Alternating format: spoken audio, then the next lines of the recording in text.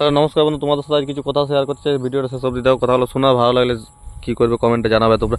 তো কালকে আমার সাথে এই ইয়া নিয়ে যন্ত্র মন্ত্র নিয়ে একটা লোকের সাথে খুব তর্ক হয়, মানে কথাবার্তা হয় আমাদের পাশেরই আশেপাশের লোক, গ্রামে গঞ্জের। তো তার সাথে তর্ক হয় কি, সে বলতে চাই যে হ্যাঁ এগুলো ফালতু জিনিস, এগুলো ফালতু হচ্ছে, এগুলো কোনো কিছুই নয়, এগুলো দুদিন পর সবাই নিজের নিজের হয়ে যাবে, এগুলো সব এখন নিজের স্বার্থে করছে।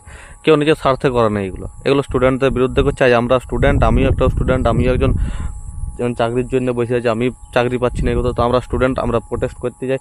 তাদের বক্তব্য কী হচ্ছে, যখন পরীক্ষা হবে তখন দেখা যাবে, এখন কি বটে, এখন এগুলো সরকার কিছুই করবে।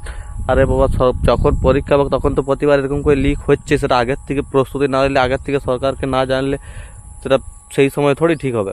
তো এই নিয়ে প্রচুর তর্কাতর্কি। তাদের তো সেই মানুষগুলো মানসিকতা হচ্ছে, তাদেরকে মাসে 3,000 করে ভাতা দিয়ে দাও, তোমাদের এডুকেশন সিস্টেম, তোমাদের হেলথ সিস্টেম, তোমাদের দেশের উন্নয়ন সব ভাড়মে যাক। তো এই বোকাচোদা কিছু উদ্গান্ডু মানুষের জন্য আজকে আমাদের দেশটার এই অবস্থা। আর যারা বলছে না, এই উদ্গান্ডুগুলোই বলছে যে এরা স্টুডেন্ট নয়, এরা দেশদ্রোহী, এরা রাষ্ট্রবাদী, এরা হিন্দু মুসলিম করছে, এরা গোষ্ঠী নিয়ে খেলা করছে।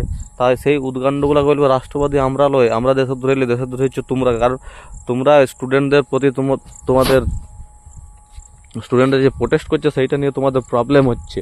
স্টুডেন্টরা কারণ নিজের স্বার্থে প্রোটেস্ট করছে না, এটা একজন স্টুডেন্টের জন্য প্রোটেস্ট করে আমরা সাদা স্টুডেন্ট কমিউনিটি নিয়ে এসে প্রোটেস্ট করছে। তাই দেশের দ্রোহী তোমাদের মতো উদ্গান্ডু লোকগুলো যেগুলো এই ধরনের কথাবার্তাগুলো বলছে। ঠিক আছে, তো তোমাদের কি মতামত সেটা কমেন্টে জানাবে। চলো, টাটা।